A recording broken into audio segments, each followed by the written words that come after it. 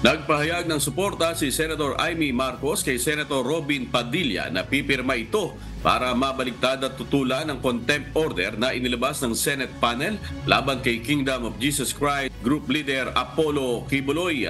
Naniniwala ang senadora na hindi na kailangan na pahirapan pa si Kibuloy dahil ang mga kaso nito ay pawang pending in court na. Umaasa naman sina Marcos at Padilla na makakakuha sila ng 8 boto mula sa mga kapwa nito senadora para mabaliktad ang nasabing contempt order para hindi maaresto ng Senado si Kibuloy.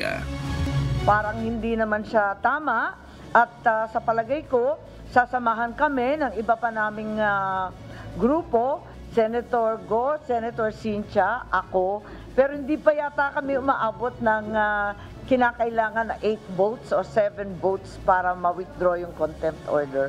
Pero mulat sa pool, talagang tutol ako sa pag-i-issue ng sabina. Yung ibang akusasyon ay napakatagal na, ba't ngayon lang lumilitaw ng sabay-sabay? Baka naman may nasa likod ng lahat na ito. Kaya gusto natin bigyan siya ng pagkakataon, higit sa lahat. Ang pagkaintindi ko, meron na rin mga kaso na pinila sa korte. Kaya't siguro huminahon tayo at wag naman natin na inaapi yung tao.